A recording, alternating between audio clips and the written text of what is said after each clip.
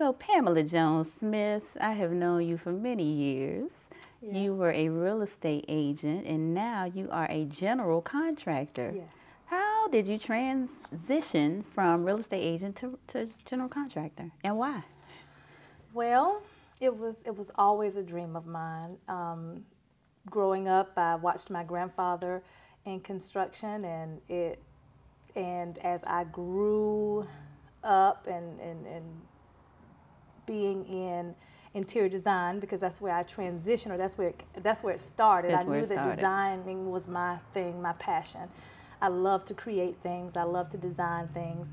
And so once I got my degree in interior design from Florida State, I had already told my husband, I was dating him at the time, that it was something, being a contractor was something that I wanted to do. And that was almost 20 years ago. Mm-hmm.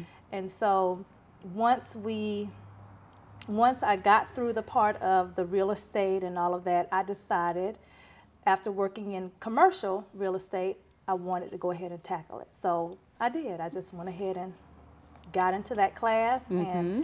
and I started that process. Do you have a specialty, commercial, residential, new construction, remodeling?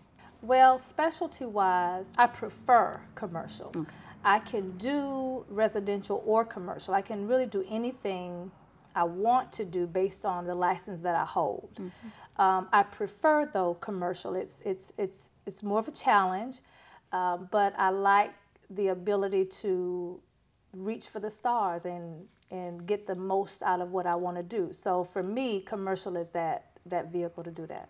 Okay, what barriers have you experienced as a female general contractor, Well, if any? It's been, as you say, as a female contractor, I think that people, be it a female or a male, don't really take female contractors seriously. I think that they may think that we're soft or we don't know what we're doing, but we do. Not only did I go to school, but prior to going to the classes to get the licenses, I actually studied and I actually worked, meaning I put on roofs. I worked doing sheetrock. I worked with commercial contractors and actually did the work. So you walked the walk. Correct. Okay. And that was prior to actually going into the testing part of it. Because my goal was to not just be a paper contractor. I'm not a contractor right now that will actually do the work, but if I have to, I'll do it. Okay. You can do it if you need to. Yes. Okay.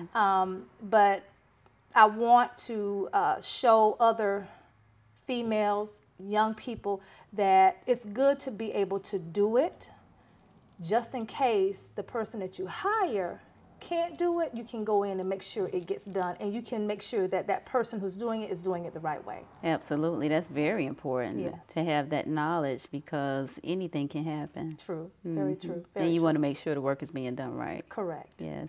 As a female general contractor, do you believe that you bring some unique benefits to the profession that a male general contractor doesn't?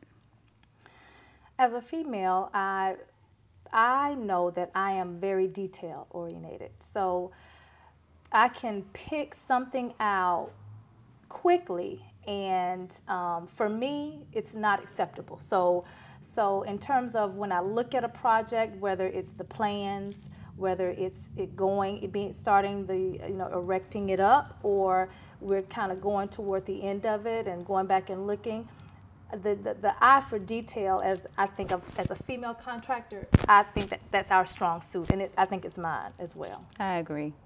I'm very detail oriented as well, and I think that tends to be more of a female attribute, that administrative type work. So. And I have clients tell me that. Do you? That they say, wow, we've had several, other people come in and they didn't ask us this, or they didn't ask us about that, or we didn't even think about that, and nor that they didn't think about that. And thank you for looking above and beyond what we actually see. Because for me, I want to make sure that it's not just going to last from the person moving into that particular project, but it's going to last for years to come. So if there's going to be an issue, I want to be able to try to try to capitalize on it, get on it, and try to correct it before, it goes to the next stage.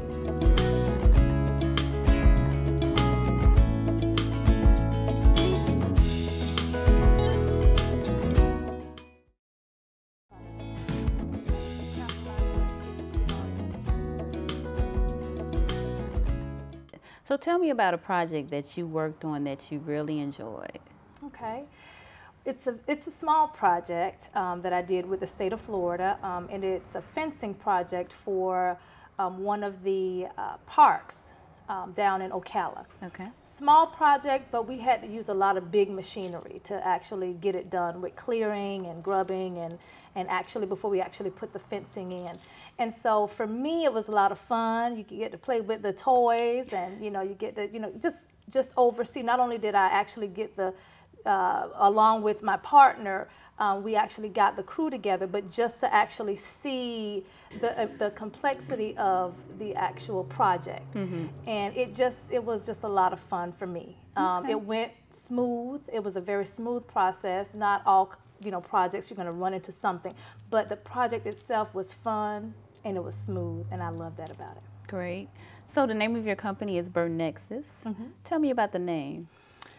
Well, it's a combination of my son, my children's middle names. Okay. My son Sterling, he's 14. Mm-hmm. He's Sterling Bernard, and our daughter and our son.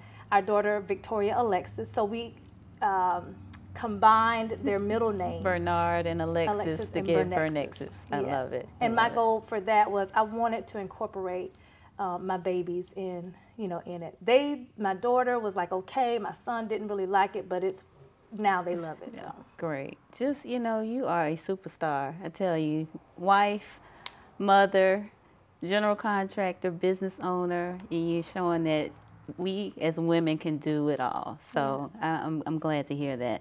What advice would you give a woman that is looking to become a general contractor?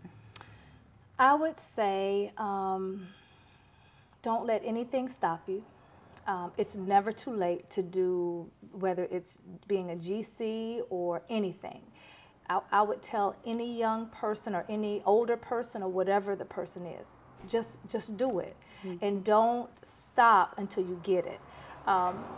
For me, it was, I'm thankful that I passed all the exams the first time, but it may not happen. It didn't happen for all of the testing that I did, but for that I was focused. So I would say focus on what your dream is and go after it.